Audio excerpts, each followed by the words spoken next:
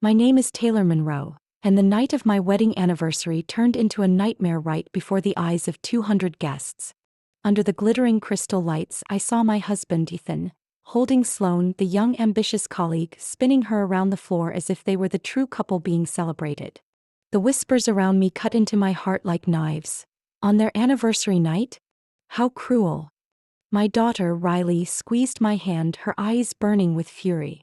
And when Sloane deliberately looked at me, smiled with defiance and mouthed the words, "He's mine," I knew I would not stay silent any longer. Have you ever witnessed the person you trusted most betray you right in front of your eyes? Share your feelings in the comments. Don't forget to hit like and subscribe so we can continue this journey together, where secrets and shocking twists are only just beginning. And if tonight I watched my life shatter in front of so many people, then tomorrow morning I would have to face another truth. Everything that happened did not come in a single moment. It was the result of years I had sacrificed, trusted, and drained my own dreams to lift up a man I thought was my forever love. We met in college. Ethan was then a business student, confident and ambitious. I was a literature major, once dreaming of pursuing a doctorate and becoming a professor. I remember perfectly that autumn evening when he smiled as he sat beside me in the library, tapping his fingers on the wooden table and teasing that I read so much there was no room left in my head for anyone else. I laughed, and from that laugh, a 17-year path began. Ethan had vision, he had the hunger to rise. He often said, "One day I'll build an empire. And you'll be the one beside me, so I'll always remember who I'm doing it for." I believed him. Believed so much that when I was offered a scholarship for a doctorate at a prestigious university, I turned it down. I chose to stay behind to support him. I worked part-time jobs, managed every small detail of our life. Appointments, meals, thank you letters to partners. I turned myself into the solid ground so Ethan could climb the career ladder freely. The house we lived in carried its own story. It was the home I inherited from my great-aunt Marion Whitmore. She had been a tough woman, building a real estate fortune from nothing. When she passed away, she left me not only the house but also a trust attached to it. Her conditions were clear. The property belonged to me, and any money withdrawn from the trust required both my signature and the trustees'. "Never let a man, no matter how much he loves you, make you forget your worth," she once warned me. At that time I laughed, thinking she was too rigid. But now those words echoed like a prophecy I had chosen to ignore. Perhaps because Aunt Marion raised me to be cautious, I always made sure to protect Riley, our daughter. When Ethan traveled more often, when he began taking calls outside more frequently, I installed a smart home system to ensure safety. Electronic locks, cameras inside and outside, motion sensors, even microphones to detect strange sounds. I wanted to be certain that even if I wasn't home, Riley would be protected. But in recent months, I began noticing strange things. The system recorded out-of-schedule entries, times when neither Riley nor I were home. I compared the logs and found doors opening at midnight, while Ethan claimed he was on business trips in other states. When I asked him, Ethan brushed it off, saying maybe I remembered wrong or that the system was faulty. I stayed quiet, but inside I was uneasy. Riley, with her 16-year-old sharpness, sometimes asked, "Mom, why is Dad gone so much? I see him come home really late and his clothes always look like he came from a party." I dodged her questions, answering softly, "Your dad's busy with work. That's his responsibility." But deep down I knew she saw more than I wanted to admit. Then something else raised my suspicion even more. Ethan began talking about a big investment project, emphasizing that it was a golden opportunity to make his mark at Caldwell Pierce. One evening as I prepared dinner, he came into the kitchen, placed his hand on my shoulder and spoke in a commanding tone. "Taylor, you only need to do one thing. Temporarily open financial access for me. One signature so I can quickly pull from the Whitmore Trust to close this project. Once it succeeds, we'll all benefit." I froze, the knife on the cutting board clattering. "Ethan, you know the conditions of the trust. There's no such thing as easy withdrawals. And more importantly, that money is for our daughter's future." His face hardened, irritation flashing across his expression. "You're always so rigid. I'm your husband. I'm doing this for the family. Don't you trust me?"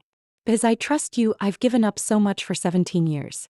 But this, I can't." From that day on, Ethan turned cold. He traveled more, spoke less when home, sometimes even turned his phone off all night. I started asking myself, Was this project just an excuse? I looked deeper.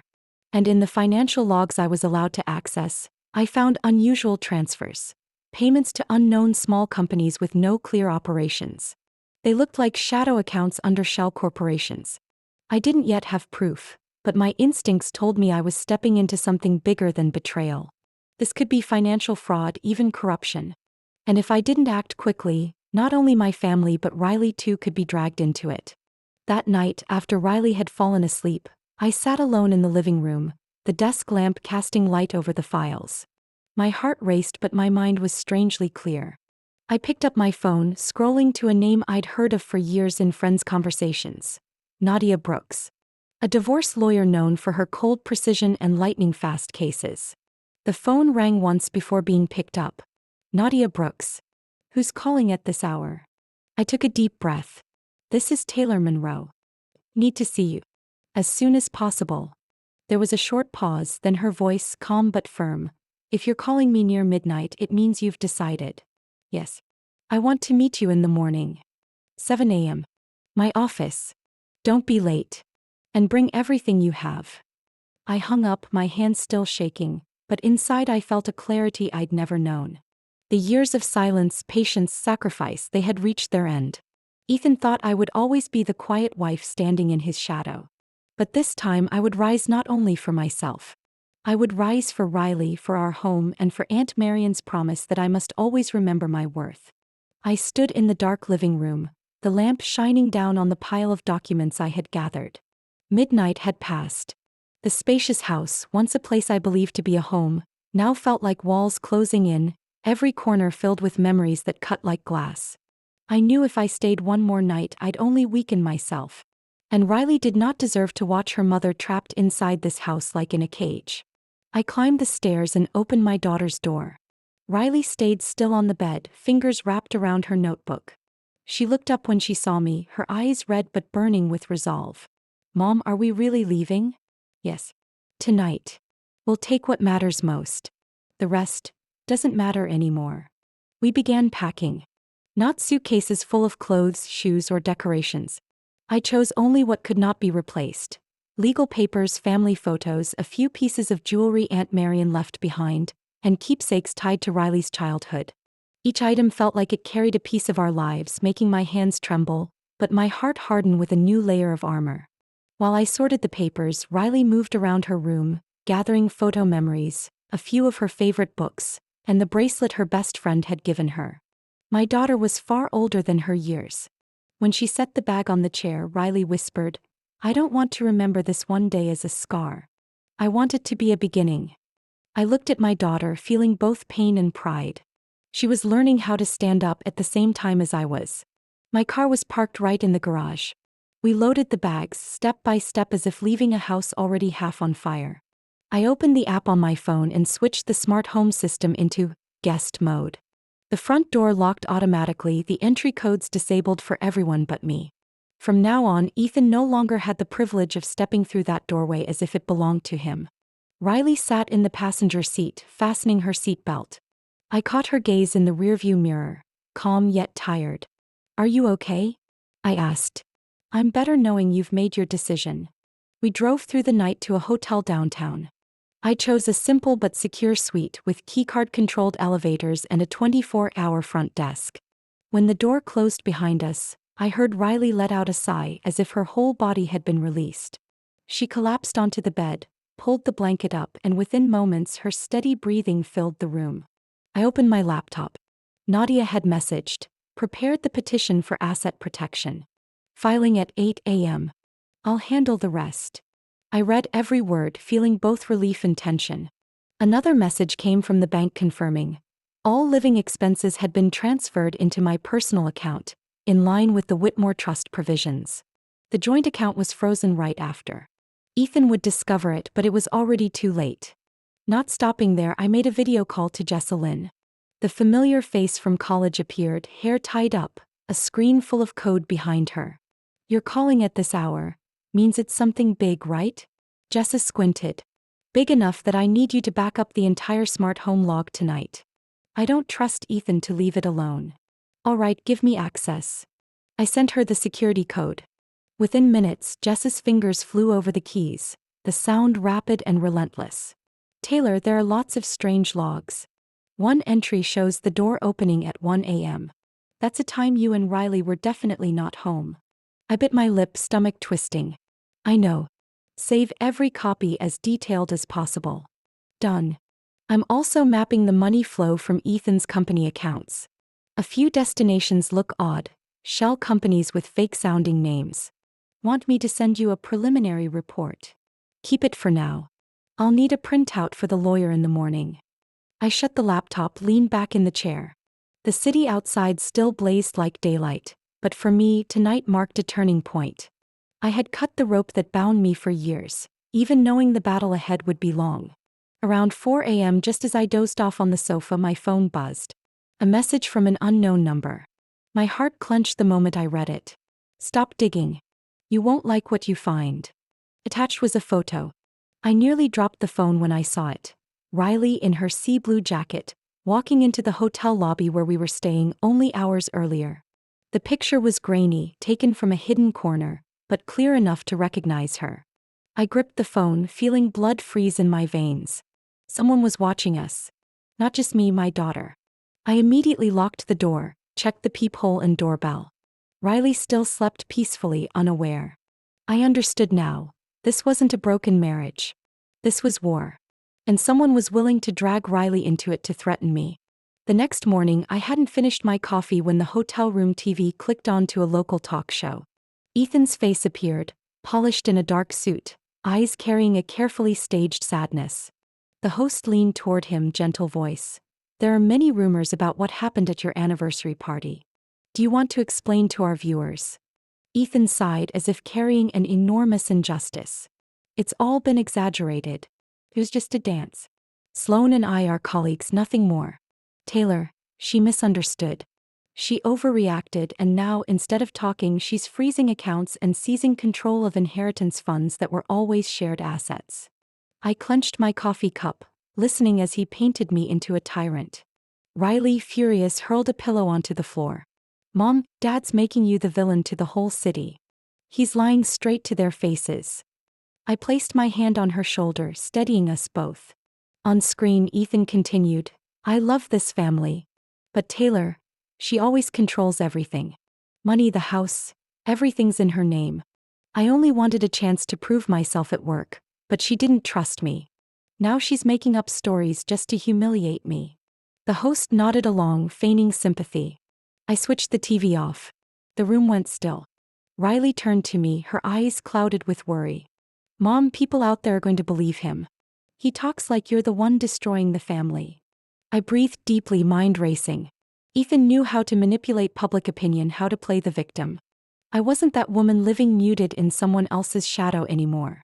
That afternoon, as I reviewed documents with Nadia, a knock came at the door. A man in plain clothes, tall frame, sharp but calm eyes. He held out his badge. Detective Jonah Miles, Economic Crimes Division. Are you Taylor Monroe? I invited him in. Riley, studying at the table, looked up warily. I placed my hand gently on her shoulder.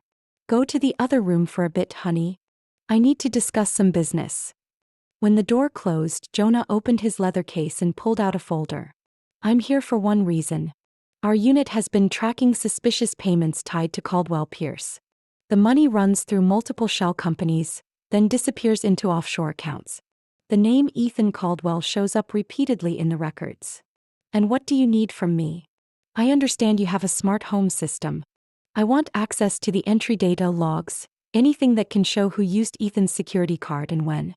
As specific as possible. I studied him, weighing whether to trust. My voice dropped low. Detective Miles, I'll cooperate. But on one condition. My daughter's identity, Riley, must be protected completely. She's been through enough. I won't allow anything that makes her a target. Jonah nodded seriously. I understand. And I promise. Riley will never be dragged in.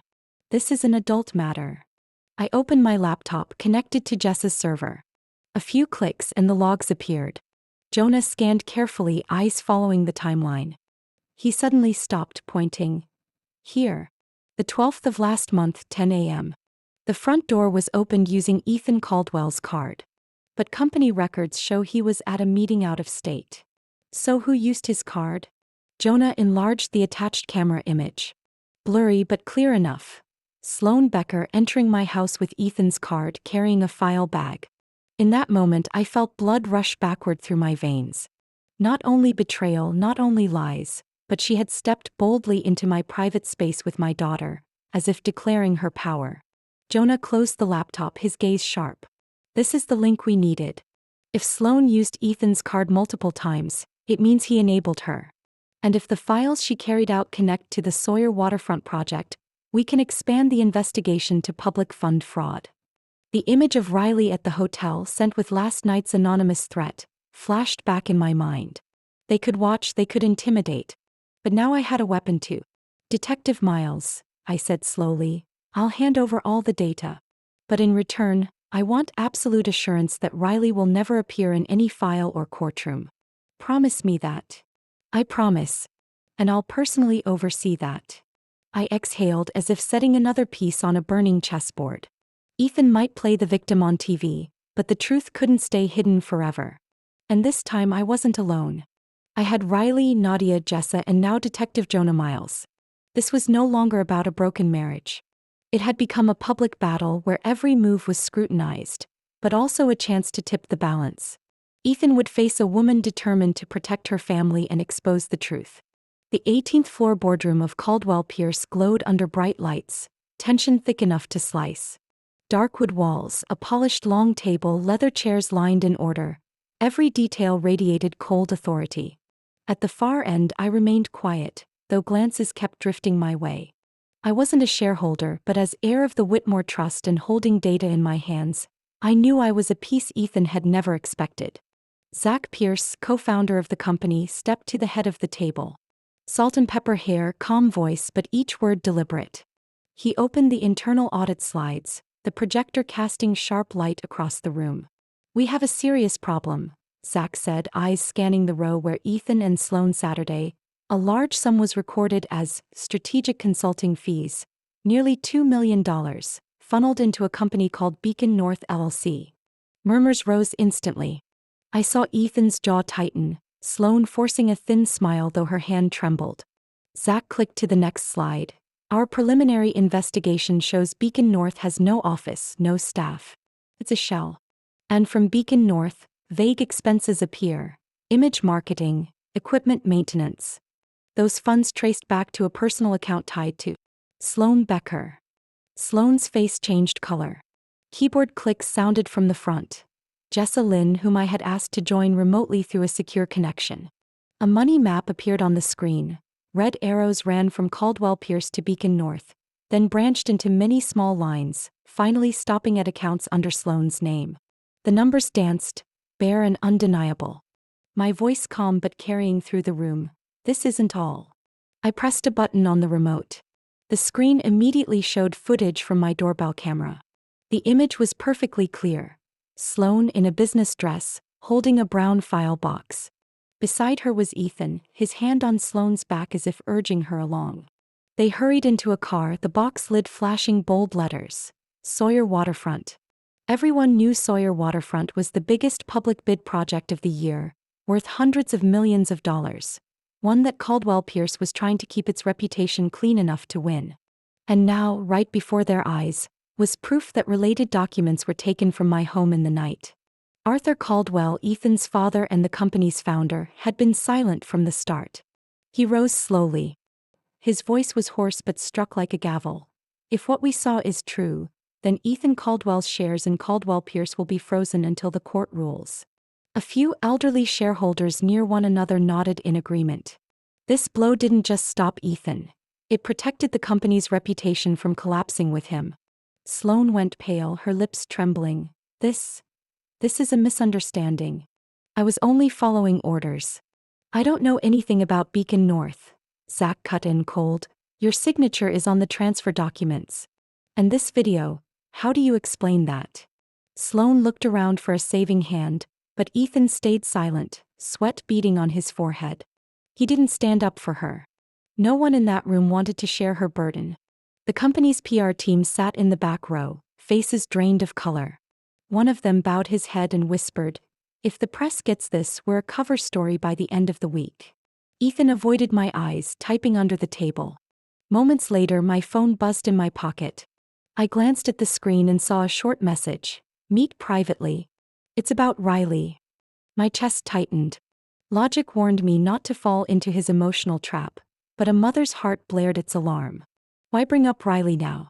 Was there something more dangerous than all the numbers and evidence laid out on the table? I clenched the phone in my hand. The battle in the boardroom had reached its peak, but I knew the real fight lay beyond that door. And this time Ethan wasn't using reputation or money to threaten me. He had aimed at the one thing that could make me waver: my daughter.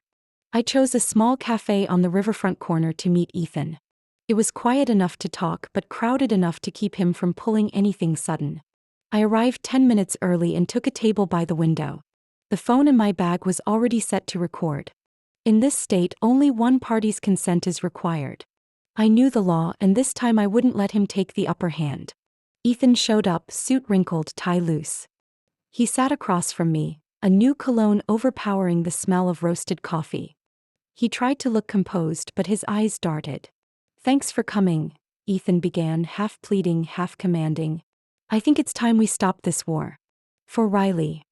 I stayed silent, letting him go on. "The deal is simple. You agree to a no-fault property split, and I won't file for temporary custody of Riley." "Temporary custody?" Ethan struggled to keep a confident front. "My lawyer says you show signs of emotional instability. At the anniversary party you acted violently. Everyone in the city saw it. I can use that to prove you're not stable, not fit for custody. But I don't want to do that. As long as you cooperate." I felt blood pound at my temples, but my voice stayed even. "You plan to turn the slap I gave your mistress into evidence of psychological instability? Taylor, be realistic. The court will look at the images. That video is spreading. A mother losing control in public. It's not a good look." I lowered my head to sip coffee, hiding a bitter smile. Every word he said was being recorded. "If you sign, I'll keep things smooth. You and Riley can live in peace. But I'll have to protect my rights as a father." "Ethan, you say you don't want a war, but you're lighting the match. Are you sure you can handle the fallout?" He paused, then forced it. "I still believe we can handle this civilly." I gathering my bag. "Thank you for the offer. Expect to hear from my lawyer." Leaving the cafe, I sent the recording to Nadia and Detective Miles immediately. Minutes later, Nadia called back, voice hard. "Excellent, Taylor. This proves he's trying to use your daughter as a bargaining chip. A judge won't let that slide." Before I could answer, Detective Miles called.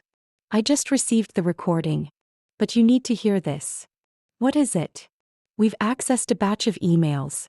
Sender: Sloan Becker. Recipient: a media specialist who fabricates psychological profiles. The request is to produce a report showing you mentally unstable. And guess who paid? Beacon North." "Exactly. All transfers from that shell company. They're building a smear campaign to support a custody case for Riley. This wasn't just about money. Not just betrayal. They had prepared to take the only thing that made me fight to the end: my daughter." That evening, Riley came home from debate practice. She dropped her bag on the couch, face glowing. "Mom, I got selected for the state finals." I smiled and hugged her tight. But the joy quickly gave way to worry when Riley held out her phone. "But I got this message." On the screen was an anonymous DM. "Watch yourself after the debate." My stomach twisted. My hands tightened until they shook. Riley tried to act calm, but fear flickered in her eyes. "Mom, are they targeting me?" I pulled her down to sit, looking straight into her eyes. "You did nothing wrong. This is caused by adults. But I promise, I will protect you at all costs." That very night, I forwarded the messages to Detective Miles. He called back almost immediately. "This is a direct threat. I'm seeking an emergency protective order for Riley. From now on, she'll have police supervision at all public events." Riley overheard, eyes brimming. "Mom, I don't want to be a burden to you." I held her close, voice choked but firm. "You're not a burden. You're the only reason I'm still standing." That night, I sat by Riley's bed until she fell asleep. Outside, the schemes kept weaving their net. Anyone who wanted to lay a hand on my daughter would have to get past me first. I returned to the old house on a foggy morning, the first time since I left. The iron gate still held a crooked for sale sign, but I wasn't alone this time. 2 officers came with me, carrying a court order to seize evidence related to the Caldwell-Pierce investigation. I unlocked the door with the changed admin code, the dry, tick, sounding sharp. Inside, everything felt empty and cold, like a shell without a soul. But I knew there were things behind these walls they hadn't erased. One officer nodded. "Mrs. Monroe, please show us the place." I led them to the second-floor study. On the wall, a large oil painting of the Hudson River still hung straight. I slid it aside, revealing a small safe Aunt Marian had told me to use only when truly necessary. I entered the code, my hand trembling slightly. A crisp click. The door swung open. Inside wasn't cash as I'd once imagined. Instead, a thick stack of documents and a silver USB. I handed them to the officer and signed the receipt. But when I glanced at the top page, I couldn't stop a sharp intake of breath. A side contract between Caldwell-Pierce and Beacon North. The consulting amounts were itemized, numbers matching Zach Pierce's report. I kept the USB for Jessa to examine. Back at the hotel, I video called her. Her face brightened in the screen's glow, and she immediately plugged the USB in. Lines of code streamed by. "Oh my God, Taylor, this isn't contracts," Jessa said urgently. "This is the access permissions table for your home system." I frowned. "What do you mean?" "Look here." She zoomed in on a chart. The system's admin account had an anonymous login. They tried to delete the camera logs, especially on the days Sloan showed up. I felt a chill run down my spine. "Ethan." Jessa shook her head. "No. The IP trail leads to Sloan's office at Caldwell-Pierce. She's the one who manipulated the system remotely. Ethan may be involved, but he doesn't have the skills to do this." All the pieces began to fit. Sloan wasn't a mistress. She had staged and covered things up, dragging Ethan deeper into a financial pit. "You get it, Taylor?" Jessa went on. "Sloan built the Beacon North trap and pushed Ethan to sign. He thought he was benefiting, but the legal liability is falling entirely on him. When the Sawyer waterfront project blows up, Ethan will be the one on the hook. And Sloan? She has a clean exit route." I closed my eyes, feeling my heartbeat pound. Ethan had betrayed me, yes.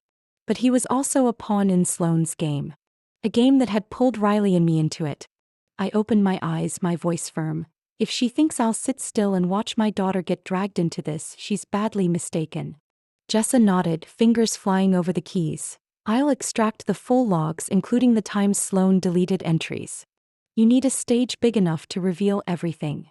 I grabbed my phone and dialed a familiar number. On the other end, Zach Pierce's steady voice came through. "Taylor?" "Zach, are you ready?"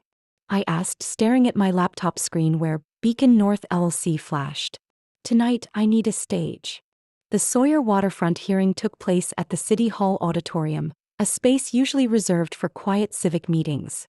But tonight, camera lights, media placards, and hundreds of residents packed into the seats turned it into a real stage. I walked in and felt the eyes on me, not with pity like at the anniversary party, but with expectation. People wanted the truth. In the front row sat the city's legal team, and behind them reporters lifted their microphones. Detective Jonah Miles stood amid the crowd, his serious gaze giving me a steadying nod. Nadia sat beside me, her hand brushing mine as if to say, "Stay calm. Let the evidence speak." When my turn came, the noise in the hall fell away. I stepped to the podium and saw Ethan and Sloan not far off, Ethan's face tense, Sloan's arms folded, a thin smile straining to hide her unease. I opened my case and pulled out a stack of documents stamped and certified. "This is the chain of transfers from Caldwell-Pierce through the shell company Beacon North, then into accounts belonging to Sloan Becker." On the big screen, Jessa Lynn ran the projector. Red arrows lit up from Beacon North to dubious expenses, image marketing worth hundreds of thousands of dollars, non-existent equipment maintenance, and finally the purchase of a sports car in Sloan's name. A ripple of whispers rose. A few reporters jumped up for photos. I went on, voice even, not raised but carrying through the hall. "This isn't all. I submit video clips from my doorbell system, along with the smart home logs. The screen showed Sloane and Ethan leaving my house at midnight with a box labeled Sawyer Waterfront. Next came emails Detective Miles and the tech team found. A psychological instability profile of Taylor Monroe, commissioned by Sloane from a media specialist, paid for with Beacon North funds. The hall went silent. You could hear pages turning and frantic pen taps. I drew a deep breath and lifted my chin. I am not here to humiliate anyone. I am presenting facts. And the fact is that public funds are being exploited, while my personal reputation was weaponized for a smear. Detective Miles stepped to the podium, voice decisive. As an investigator with the Economic Crimes Unit, I confirm all of this material has been authenticated by our office. The bid rigging investigation is officially expanding to include both Caldwell Pierce and the shell company Beacon North. Cameras swung toward Ethan and Sloane. Ethan stared at the floor, sweat beading. Sloane bit her lip, her face drained. At that moment, Arthur Caldwell stood from the front row. Over 70 but steady as ever. He came to the podium, voice rough but firm. I am Arthur Caldwell, founder of this company. I cannot and will not protect anyone who harms the community. Therefore, as of this moment, I strip Ethan Caldwell of his executive role at Caldwell Pierce. Ethan's head snapped up, his face blanched. Dad. You can't. Arthur raised a hand, not looking at his son. This is no longer a family matter. This is a public responsibility.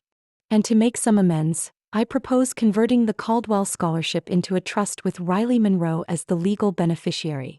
She deserves an education free of the shadow of wrongdoing more than anyone in this family. Applause broke out from many sides, mixed with cheers of approval. I saw Riley in the back row, eyes shining, her hand clutching her notebook. She sat straight, small shoulders squared with pride. As the room buzzed, I glanced toward the exit. Sloane shot to her feet, quietly grabbed her bag and tried to slip out.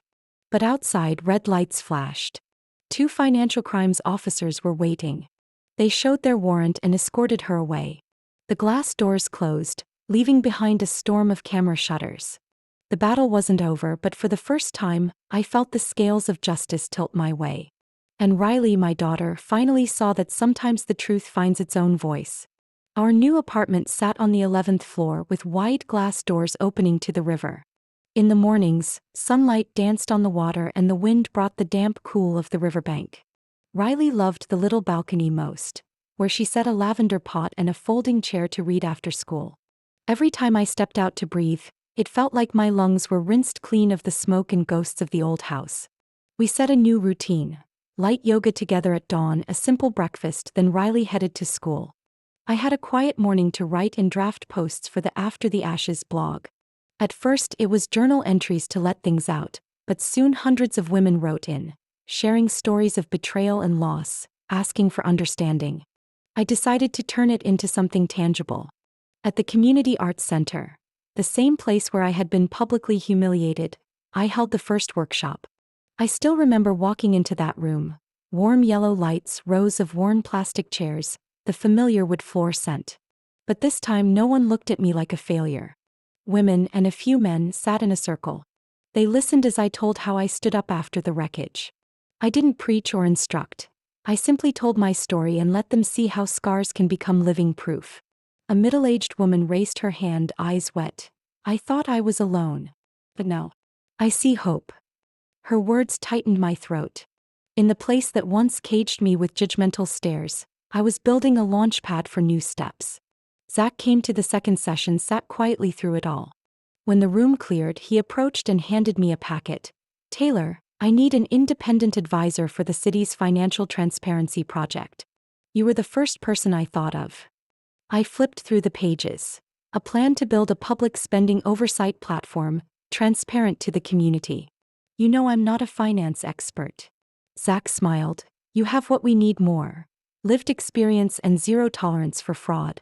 And of course you'll be paid fairly. I nodded, feeling a new path opening in me. On the legal front, Nadia never let up. One afternoon she called me to our usual cafe and spread a stack of papers across the table. Good news. The settlement is finalized. She laid it out clearly. Marital assets divided in my favor, backed by evidence of infidelity and financial fraud. All of Ethan's obligations, from Riley's support to breach of prenup damages, were tied to his misconduct. He couldn't wipe them out with a bankruptcy claim. And Beacon North? I asked. Nadia smiled, eyes bright. Accounts frozen. All the money is under investigation and will likely be redirected into a public restitution fund. Sloan will face criminal charges. I exhaled, feeling a boulder lift from my chest. On the day I signed copies of my first book, a collection from After the Ashes, the air was crisp and the lines stretched outside the bookstore. I sat behind a wooden table, pen poised, listening to quiet thank yous and snippets of private pain. Riley stood beside me, stacking books, her eyes full of pride. But in the line I saw a familiar, gaunt figure. Thin. He had clearly lost weight. His face was hollow, his old suit rumpled. He stood at the end without a book. When it was his turn, he didn't hand me anything to sign. He tapped the table lightly, voice hoarse. 5 minutes, Taylor. I looked up, feeling the gaze of others around us. I knew I couldn't avoid him forever. I nodded but made it clear. Here. In public. Ethan lowered himself into the chair opposite mine, his thin hands trembling. His voice rasped, stripped of the confidence he once wore. Taylor, give me a second chance. I've lost everything. The house, the job, my own father turned his back. You know I'm not that bad. I looked into the eyes that once made me believe in young dreams. Now they held only weariness and regret. I lowered my voice, not loud, not shaky. Ethan, you didn't lose everything because of one mistake. You lost it because of years of neglecting your family, because you tried to use Riley as leverage, because you and Sloan orchestrated a smear against me. You called it strategy. To me, it's a wound that never heals. He bowed his head, voice breaking. I was wrong. I don't know how to start again. I sighed, gentle but firm. I hope you find a responsible way to live. But there's no place for you in my life or Riley's. We've moved on. And we're okay. A brief silence. Ethan searched my face for softness, but I had none left to give. When he walked away, my heart was as still as a morning river. The news spread quickly. Sloan was officially indicted on multiple counts, from financial fraud to falsifying reports. The investigation widened, exposing the shady bidding network she'd been part of. Big names emerged one by one.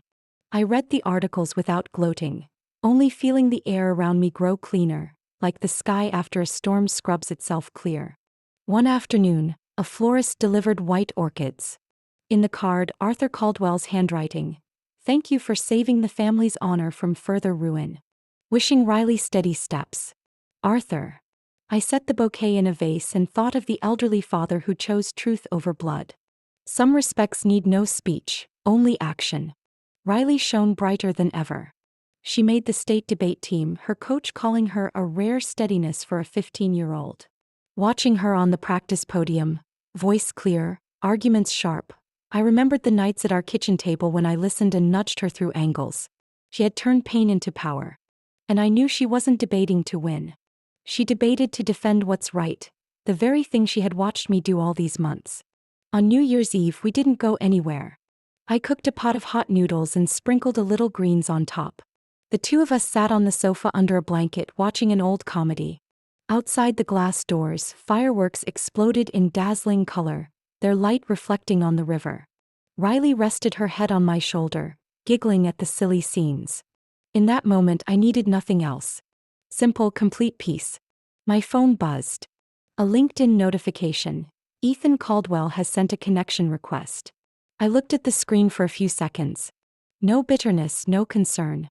I quietly deleted it as if brushing an old layer of dust off a bookshelf. I opened my laptop and finished the last line of my new book draft. A waltz can end midway. It's all right.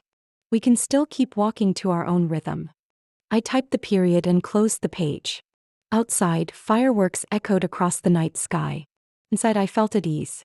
No more hatred, only a new rhythm of life where Riley and I keep moving forward, confident and free. Every time I close a chapter of life, I realize what matters is not revenge or holding on to wounds, but learning to keep walking to your own rhythm. But what about you? In that situation, would you choose forgiveness or choose decisiveness to protect yourself and those you love? I truly want to hear your thoughts. Please share in the comments below because every story and every perspective has its own value.